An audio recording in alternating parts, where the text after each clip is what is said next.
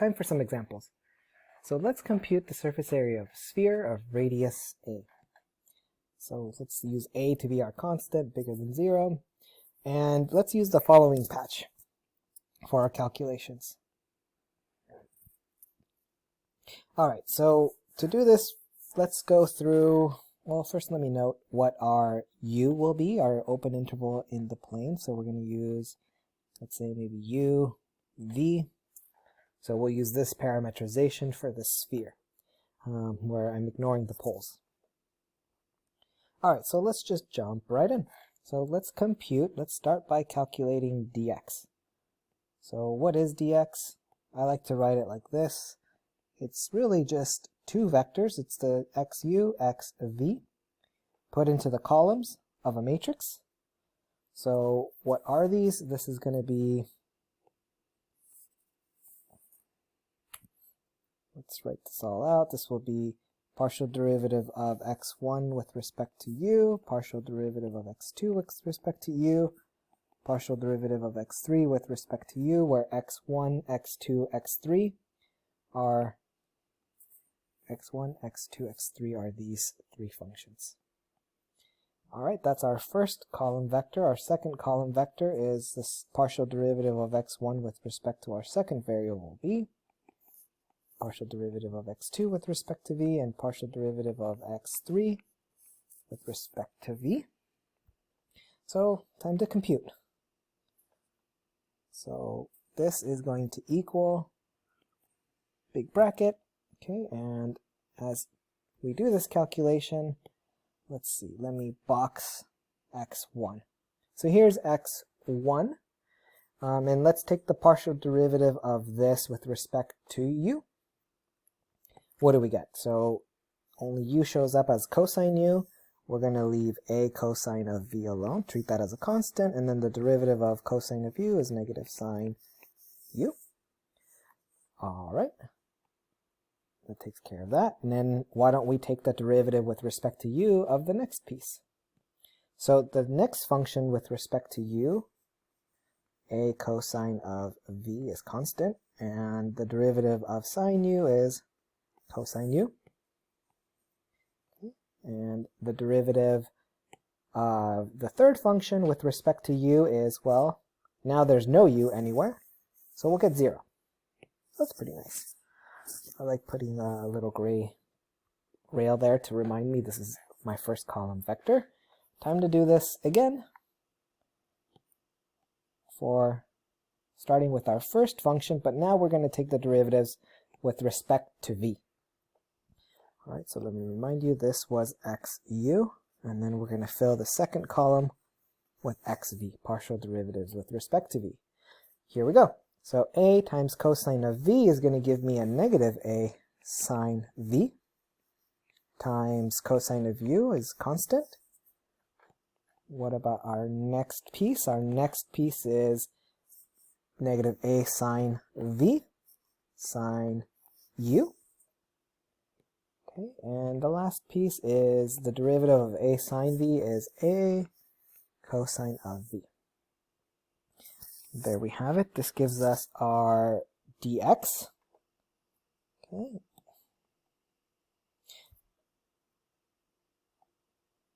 Alright. Now that we have that, and I'll leave it as an exercise for you to check that this matrix has rank 2. Okay.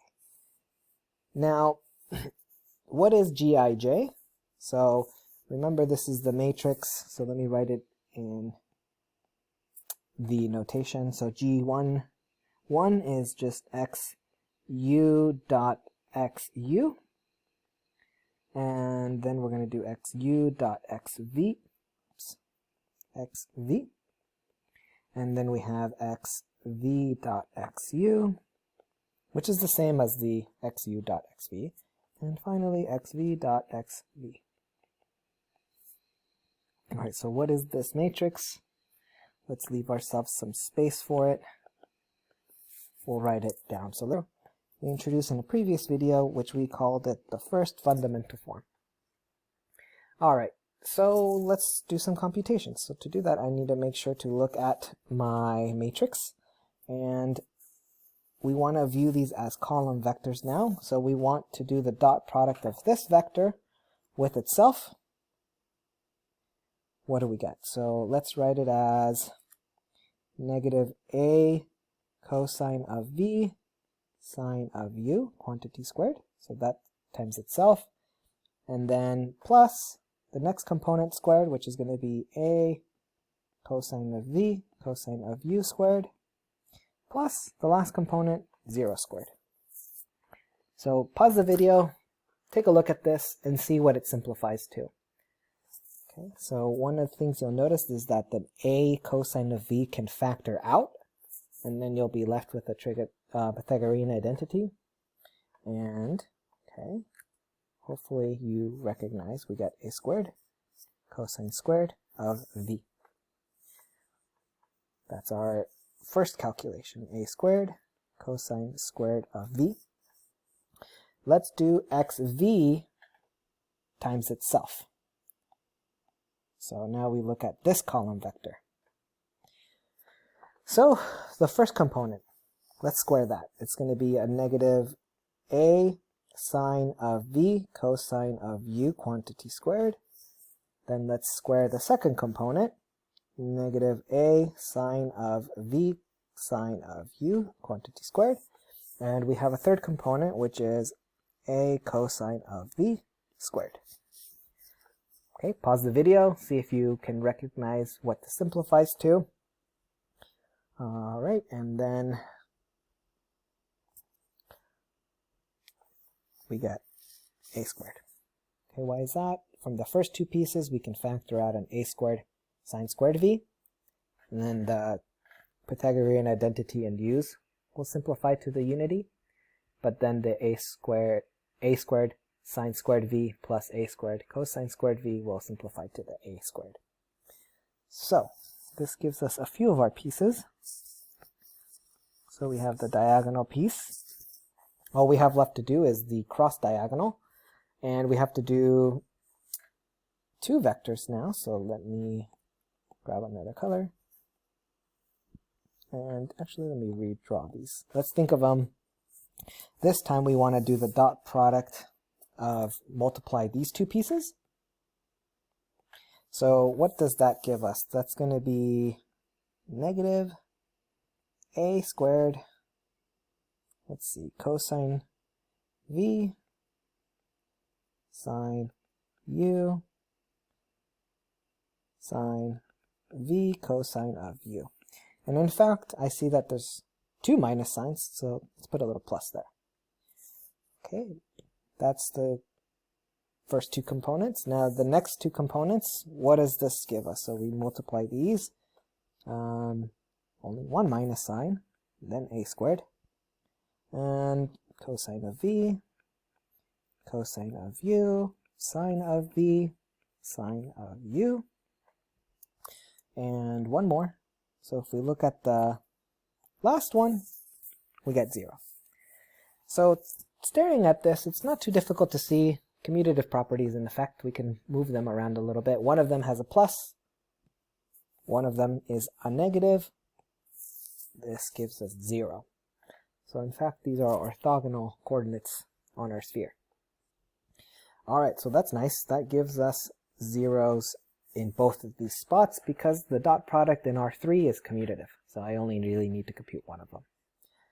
Alright, so now that we have that, let's compute the next piece, which is the square root of the determinant. So let's compute the determinant here. Really, it's just the product of these two pieces. So, and then we take the square root of that. So that's going to be a to the 4th cosine squared v. And a is positive. Cosine of v is positive on this restriction for u. That's why I picked it with minus pi to pi for u. And what do we get? This simplifies to just a squared cosine of v. So according to our formula, which we derived in the previous section, so here it is, the area of our surface is the double integral over the region u of the square root of the determinant. Let's just copy that down real quick. The double integral of u, square root, determinant, gij du dv. And now we just start plugging stuff in. So we have a squared cosine of v du dv. Okay, and by Fubini's theorem, I can write those in any order, so let's just write du first. Now, let's write our limits of integration. So this is a little trick I like to do. I like to put little rails. You kind of work inside out. So what is the range for u? Double check our parametrization. So it looks like minus pi to pi. So let's put that here. Let's put minus pi to pi for u. And let's look at v. How is v being? So minus pi over 2 to pi over 2. Alright, so as we stare at this integral, there is no u anywhere, so we can just evaluate the integral over u immediately. So u is going from minus pi to pi, that has length 2 pi. So this already simplifies our work a little bit. And now the a squared is also a constant, so let's just move that in front. All I'm left with is a very simple Calc 1 integral, cosine of v dv, which I'll just let you work this out at home. You can probably do it in your head. This is going to give us a final answer of 4 pi a squared. And I like to put units on everything. These are square units. Just to remind myself, I'm actually computing area, although I never defined what the unit length is. 4 pi a squared. Familiar formula for the surface area of the sphere, not the volume, surface area. There we go.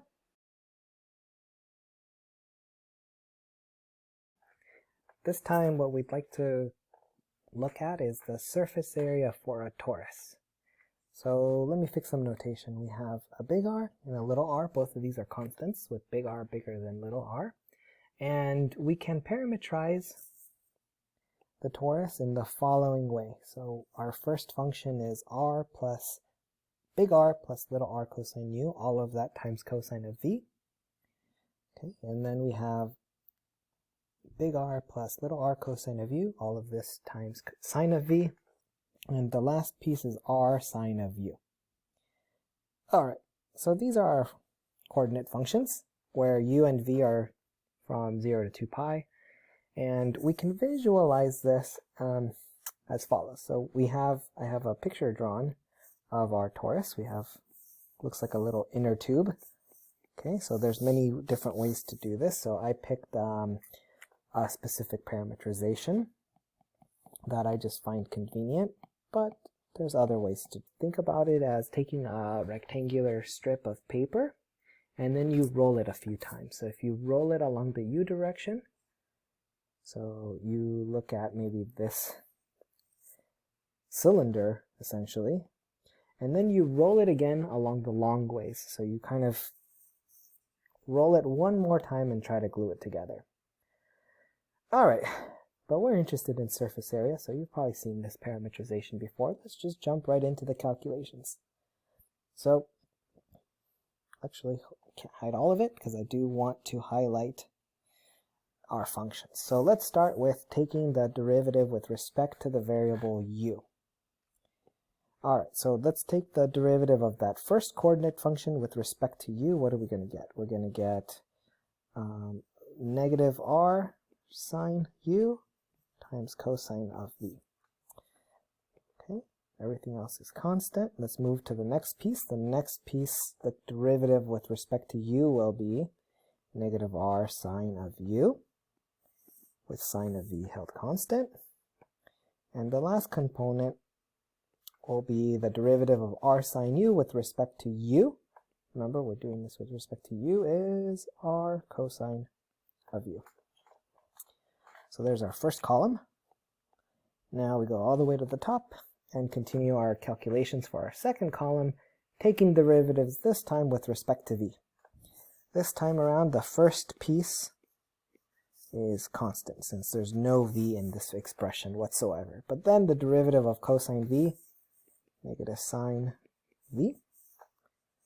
Alright, what about the next piece? So look at the next coordinate function, and let's take the derivative of that. the first piece is constant. So big R plus little r cosine u, constant, and then derivative of sine v is cosine v. Okay, and one more derivative. Let's compute the derivative of r sine of u, but we're taking the derivative with respect to v. R is constant. So is u in this case, so we get a 0. I love zeros. It really makes our calculations nicer. Alright, now that we've finished with these derivatives, what's the next piece we should compute? Let's compute the first fundamental form, which is the matrix of GIJs. Okay, so I have the matrix here laid out. That means we basically just need to do 3 calculations. Let's start with the vector x of u. Let's write this as a column vector. We want the dot product of this with itself. Ordinary dot product in R3. Alright, so what will that give us? That'll give us a negative little r sine u cosine of v quantity squared plus the derivative of the second component, and then let's square that. That's going to be negative r sine u sine v quantity squared plus the last component, which is r cosine of u squared. Alright, pause the video, see if you can simplify this on your own. Okay, hopefully when you're done you get the following calculation, r squared. So all of that just reduces to r squared, which is pretty nice. Okay, let's start filling out our matrix for the first fundamental form. Now let's take the derivative of the second vectors. So xv. So let's move this. Actually, I should just redraw it. Much bigger looking.